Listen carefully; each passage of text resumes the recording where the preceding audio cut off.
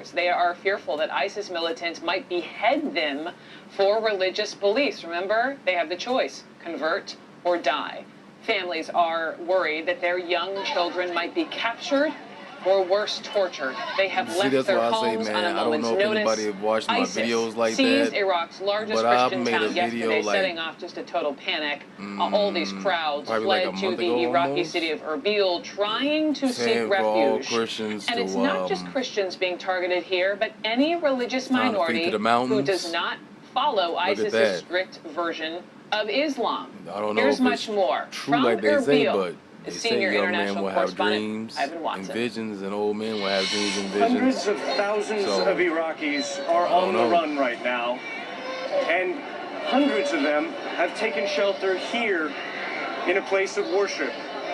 This is St. Joseph's Church.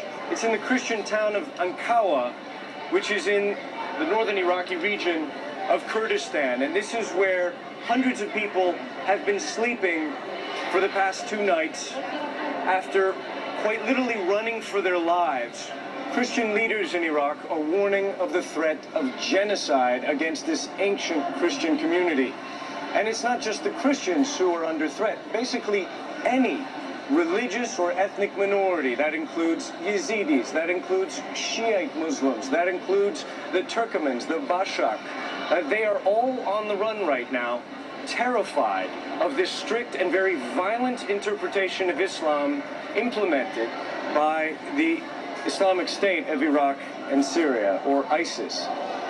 And this is the situation right now. Women like Ikhlas, her family, have slept for the 2nd night in this church with their 40-day-old baby right here. And sadly, this is probably just the very beginning of this humanitarian crisis. Now we're in an unfinished building, basically a construction site, where some of the displaced Iraqi Christians have taken shelter. Now, I met a young man, this 22-year-old Andros, who you fled your house 2 days ago. Can you tell me what was the scene like when you ran away? I don't know. I'm just too scared. There was 1,000 car. Okay. Sorry. This 1,000 car, and there was 1,000 cars. Drove the car for 6 hours. 6 hours, 3 hours in the dust, and 3 hours on the road. When we were in the dust, we couldn't see anything. Just cars are running away. We didn't know where we didn't know where we are going. So guys, I think we might be in the end times, because this right here ain't from right. The Islamic State. Look at those people where they're at. Those people guys, are not for people, those they are 80s monsters. babies. And even not monsters. Monsters are there. Look at the background. Do you It think looks you can like ever go home? Mad I don't Max think so. in the Thunderdome. Ivan Watson joins us now live from Erbil, and the notion of never going home, and then too in that church, Ivan, seeing that 40-day-old baby. It's wrong every way around. Yeah, this is a humanitarian crisis. There's no other word for it, because we're just seeing a little piece of it right now. The Kurdish leadership telling me that perhaps there's more than 500,000 people across this region who've all been forced out of their homes, and all of them left really on a moment's notice. So there's no real network set up to take care of these people, especially at a time when the Kurds are fighting the ISIS militants at the same time. I do have to say that it sounds like the Kurds are breathing a sigh of relief since the U.S. began some airstrikes against suspected ISIS targets, particularly here in Erbil, where the militants had advanced to within 30 miles of the city that I'm standing in right now.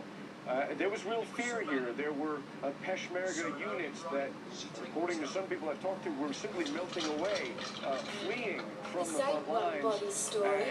It's the story of us all.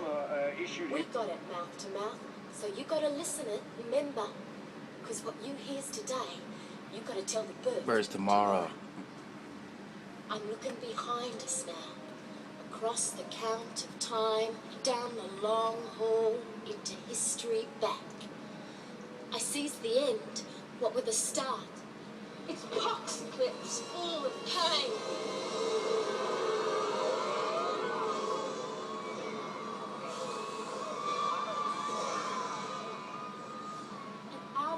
birthed crackling dust and fearsome time. It were full-on winter, and Mr. Dead chasing 'em all, but one he couldn't catch. That were Captain Walker. He gathers up a gang, takes to the air, and flies the sky.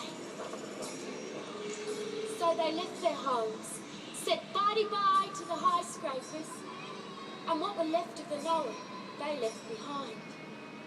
Some say the wind just stoppered. Others reckon it were a gang called Turbulence.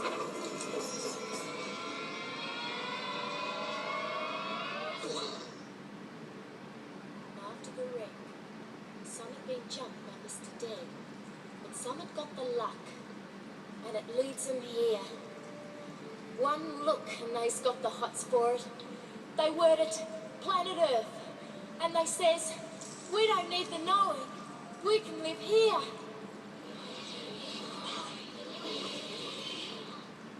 Time counts and keeps counting. They gets to missing what they had. They get so lonely for the high scrapers and the video.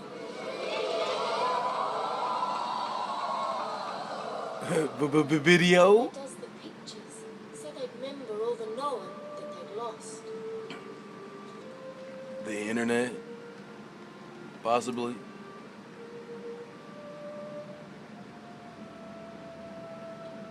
Remember this? Remember this? Remember this?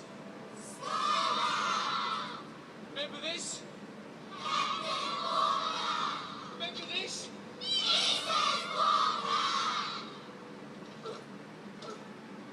Then Captain Walker picked them of an age, and good for a long haul. They counted 20, and that were them, the Great Leaving.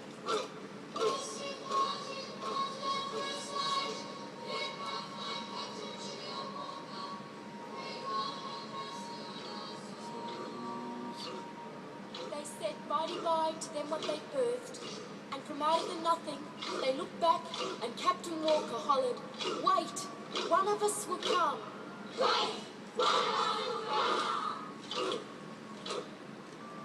And somebody did come.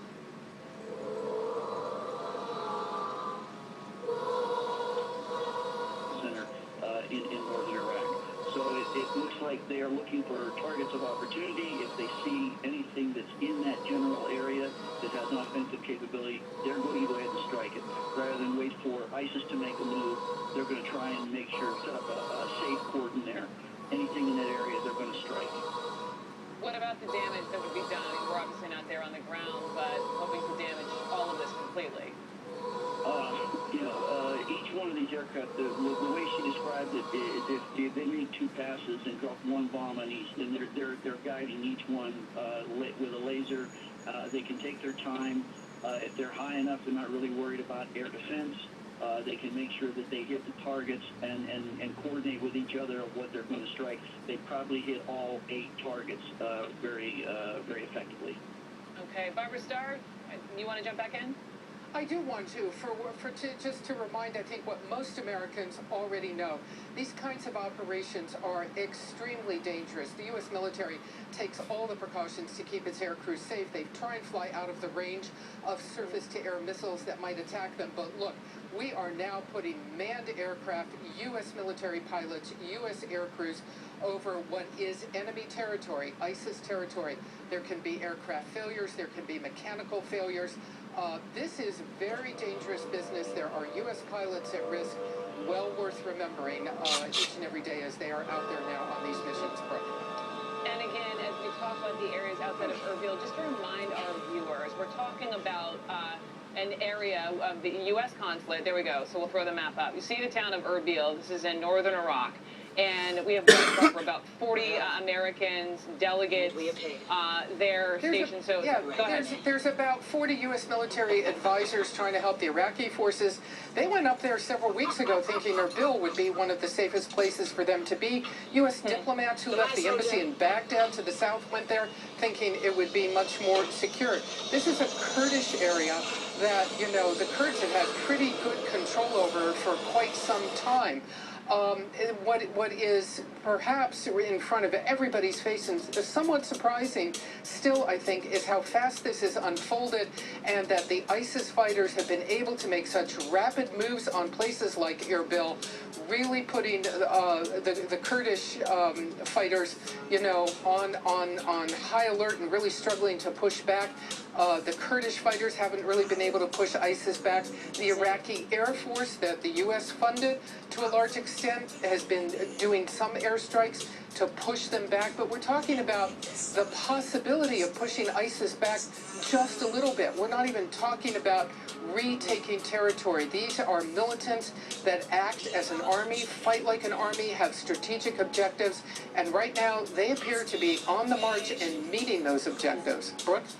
To your point, the Kurdish forces, Peshmerga, no match for ISIS. Let me go back to Erbil, Iraq, to Ivan Watson. What is the reaction among the Kurds, Ivan, to this second round of airstrike?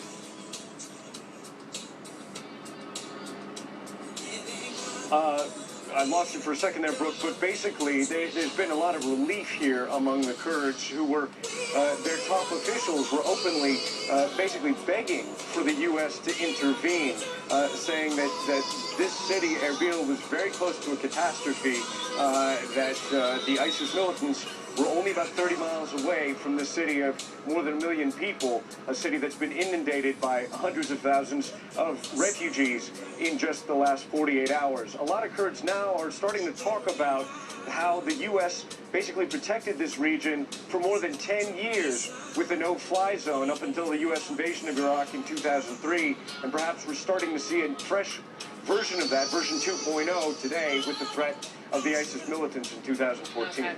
Relief among the Kurds. Ivan Watson will be talking to you, I'm sure, in a matter of minutes with Jake Tapper. That's it for me. I'm Brooke Baldwin. Jake Tapper takes over from here, live from Jerusalem. The Lead starts now. Breaking news, the U.S. military has launched a second round of airstrikes in Iraq. I'm Jake Tapper. This is The Lead. The world leaves fewer than 3 years after the last U.S. combat troops left Iraq. American fighter jets are once again bombing targets in that country.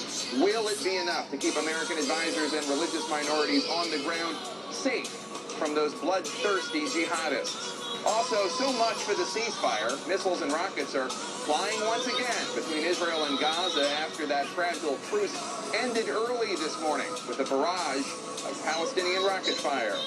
And after pleas from humanitarian groups, the World Health Organization is finally calling for a massive international response to the Ebola outbreak. How many lives will have been lost before that gets mobilized? Welcome to The Lead, coming to you live from Jerusalem today as rockets from Gaza and missiles from Israel are once again launching now that a ceasefire is no more. We will get into all of that, but we're going to begin our World Lead today with the breaking news out of another Middle Eastern country where the bombs are also dropping about 1,300 miles away. Within the last few minutes, we've learned that the U.S. military has launched a second round of airstrikes against Islamic extremists. The group known as ISIS, the Islamic State of Iraq and Syria. They call themselves just the Islamic State. This video, just into CNN a short time ago, reportedly shows smoke rising into the sky from one of the U.S. strikes. ISIS has been carving a path of death and destruction across Iraq for months. They've assuredly cropped up in the president's intel briefings long before today. Why take them on now? Well, two reasons, according to the president. One, ISIS